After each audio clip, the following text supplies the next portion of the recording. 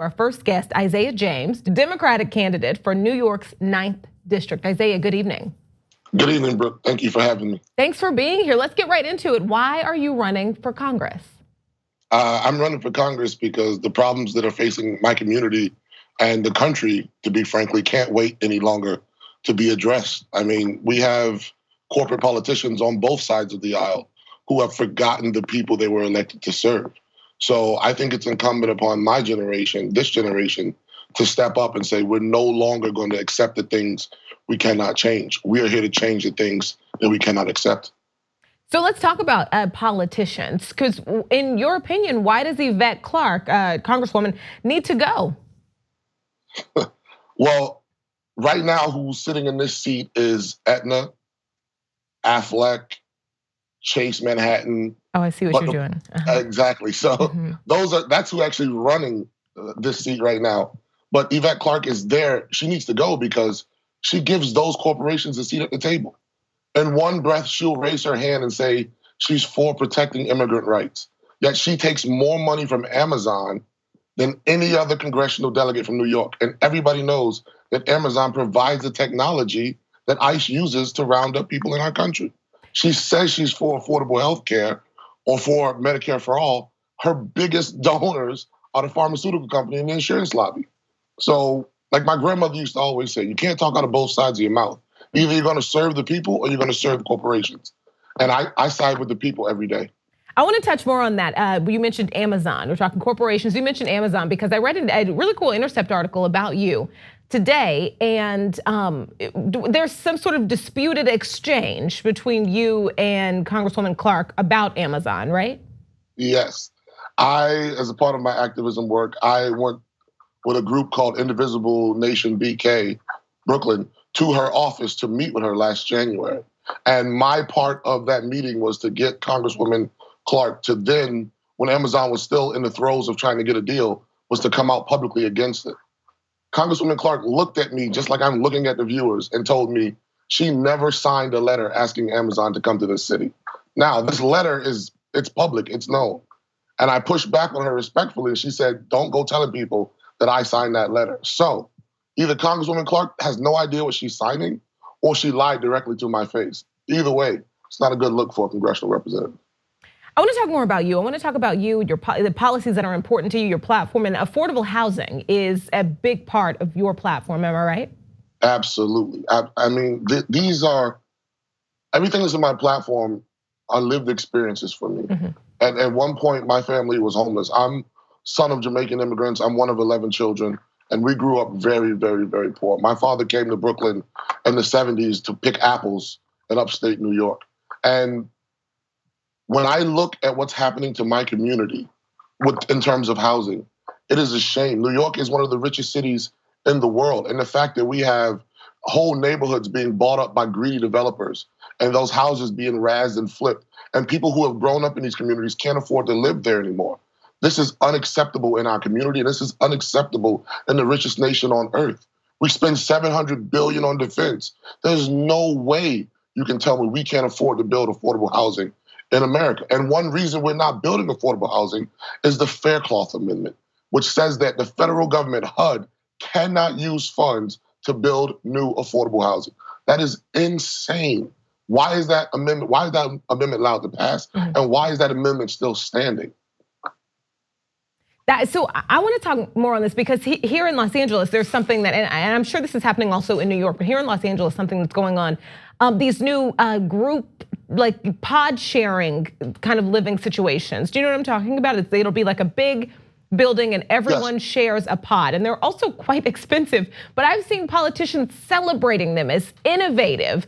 And you could look at it that way. You could also look at it as a horror show that this innovation is only necessary because people can't afford to live in their own apartment with their own bathroom at the very least, their own bedroom, their own living area, their own four walls. And it's like, I wish instead of smiling and encouraging this innovation, there was something hardcore happening to create more housing, real housing opportunities for human beings. And what else can be done? Well, for me, with my platform, what I'm bringing to Congress, should I get elected, is I want to start a federally funded community land trust program, which guarantees that homeowners, when they sell their houses, it guarantees those houses are affordable for the next person who would buy it. I also want to start something like, I'm a veteran. I served 8 years in the military. I have 3 deployments overseas. Veterans get guaranteed little to no interest home loans through the VA home loan program.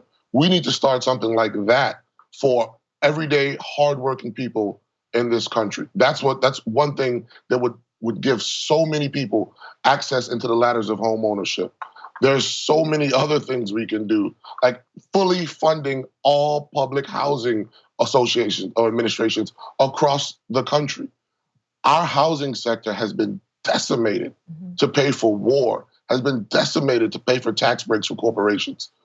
And part of that problem is not just Republicans, it is corporate Democrats too, like my challenger, Yvette Clarke. So let's talk about some other issues, because I checked your Twitter, and you're really active on Twitter, and I saw you reacting to the possibility that the Trump administration is looking into banning e-cigarettes, flavored e-cigarettes, after 6 deaths. And you kind of compared that to the number of deaths that have been caused by guns and the lack of movement on gun control. Expand on that. Absolutely. So 6 people have died from e-cigarettes, and that is a tragedy when anybody dies.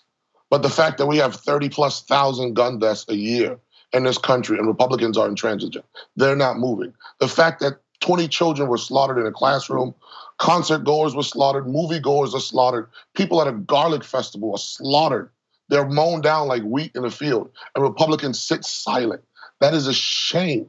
So they can jump to ban e-cigarettes, but these weapons of war that are on our streets, nobody's doing anything. I've used these weapons in combat, and I will tell you right now, there is absolutely, unequivocally, no reason a civilian should ever get their hands on these weapons. They're designed to kill as many people as possible, efficiently as possible. They're not for hunting, they're not for sport, they're not for self-defense. These things are weapons of war. And people play semantics with, there's no such thing as an assault rifle or AR. Listen, I don't want to play semantics with people's lives. I want to save people's lives. If we can save just one life, then it is worth it.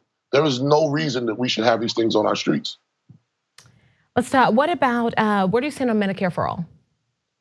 And I want to be clear on this, because there are a lot of politicians or people running for office say they want to grant access to Medicare or a pathway to. My Medicare for all is single payer and the elimination of private insurance. I'll tell you a story. My wife, love of my life, she has a condition.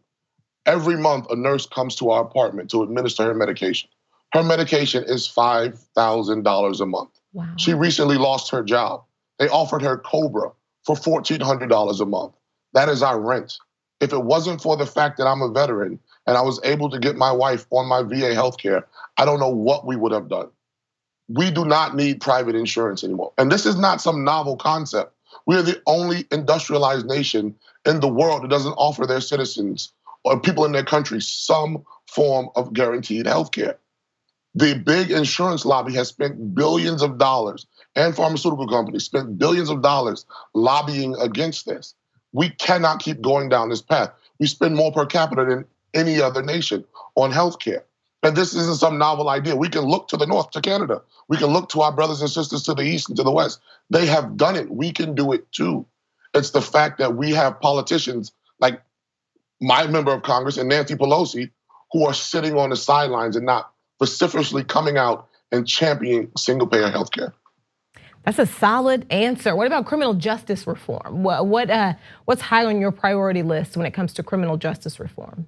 Well, first of all, I'm in New York City, so everybody is probably known about the infamous Rikers Island. So 70% of people in Rikers Island have never been convicted of anything. 70% of prisoners in America haven't been convicted of anything. And forgive me, but I remember the 6th Amendment says you have a right to a speedy trial. We have 2 million people in supposedly the freest country in the world languishing in prison right now. A lot of them are there for non-violent drug offenses. We need to right now expunge everybody's record from a marijuana conviction. We need to let those people out, and not only let those people out, but we need to invest in reinvesting them into the community with job placement programs, schools, homes, because we can't just let them go and they have nothing to do. So there's so much more we can do on criminal. We need to stop using our jails as in lieu of mental health facilities. A lot of people who are sitting in jails right now are there because they have mental health issues. How about we use the billions of dollars that we give to private industries, prison industries every year, and fund more mental health programs? And it's sad that it takes a 32-year-old guy like me to bring this stuff up when we have people like my member of Congress who've been sitting there for over a decade and crickets, nothing, not hasn't said a thing about this stuff. All right, we only have like 30 seconds left, right? But I want really quick to give you an opportunity to tell our viewers just a little bit about yourself, because I think something cool about so many people that you haven't met before, people who are not career politicians, is that people come from backgrounds that a lot of people who they would be serving and supporting. Also, it's very similar. And you touched on being a veteran. You touched on your wife a little bit. Tell us a little bit more about yourself. Yeah, well, I'm 32 years old, son of Jamaican immigrants. We grew up in a poor working class family. I'm one of 11 kids. When I got out of the Army, I became a community organizer and an activist, and I've been doing that ever since.